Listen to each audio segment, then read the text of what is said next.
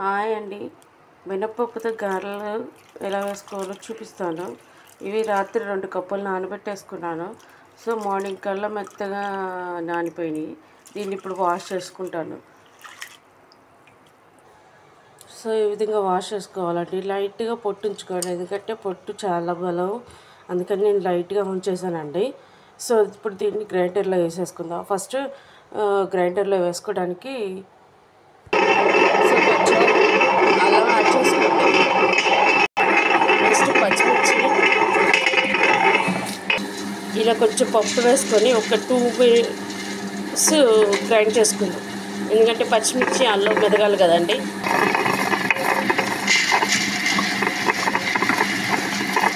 ఇప్పుడు మిగతా పప్పు కూడా కొంచెం వేసేసుకుంటాం.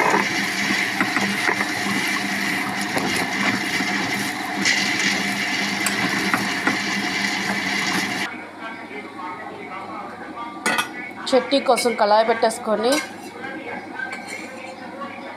ఆయిల్ వేసుకోవాలి 1 స్పూను.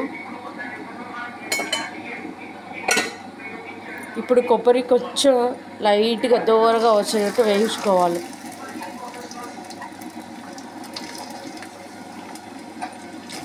దీంట్లోనే పచ్చిమిర్చి యాడ్ చేసుకోవాలి.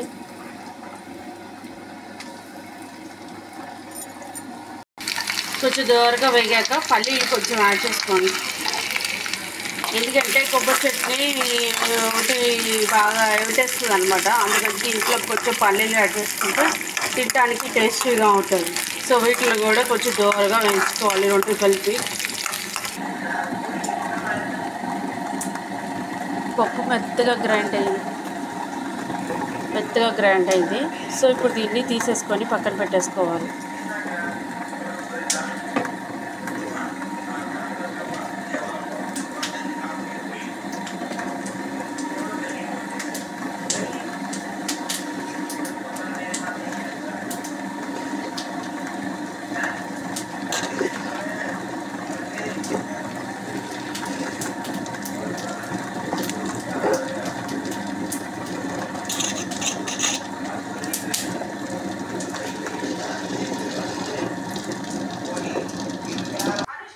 పల్లీలు కూడా చక్కగా వేగిపోయినాయి. సో దీన్ని ఇప్పుడు చల్లార పెట్టుకోవాలి, స్టవ్ ఆఫ్ చేసేసి. ఈ చల్లారిన మిశ్రమాన్ని మిక్సీ జార్లోకి తీసేసుకుందాం.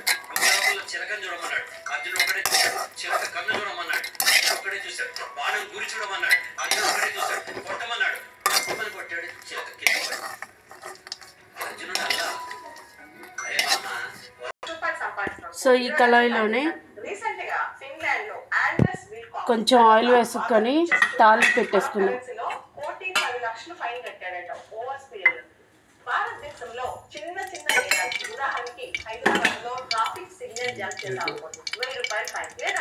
ఆవాలు,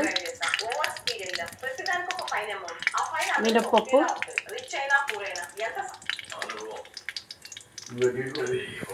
ఎండుమిర్చి,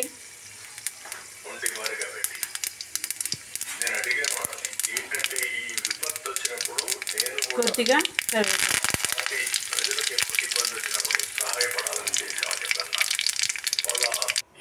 చట్నీలోకి కొంచెం కల్లుప్పు, జీలకర్ర,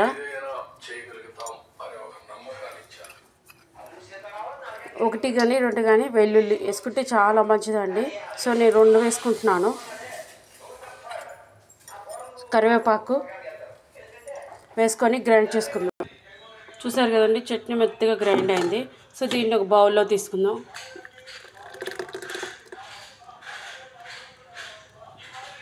దీంట్లోకి ఇందాక తాలింపు పెట్టేసాం కదండి, అది వేసేసుకొని యాడ్ చేసుకుందాం.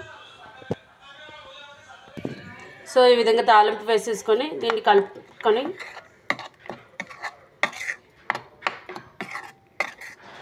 సో చట్నీ రెడీ అయిపోయింది కదండి. ఇప్పుడు గారెలు వేసేసుకుందాం.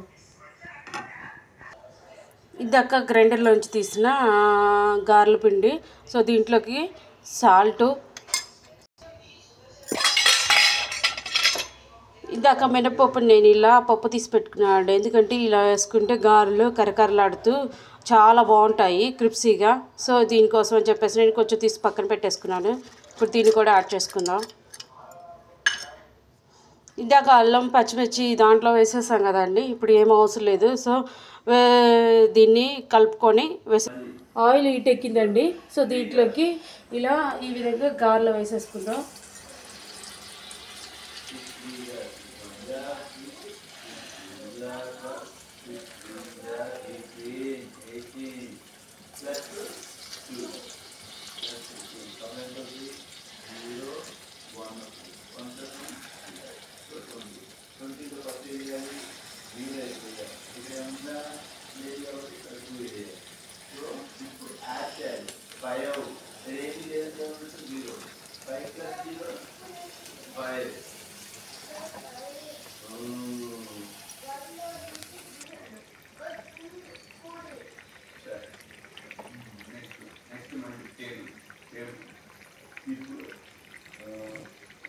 రెడీ అయిపోయినాయండి, తీసేసుకుందాం.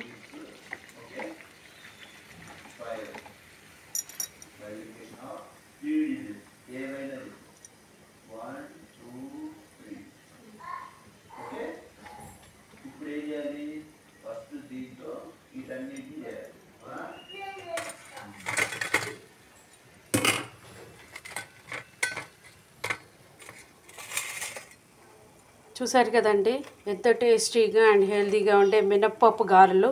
సో ఇలా చట్నీ పెట్టేసుకొని వేడివేడిగా తింటే చాలా బాగుంటాయండి. నచ్చితే లైక్ చేయండి. Thank you.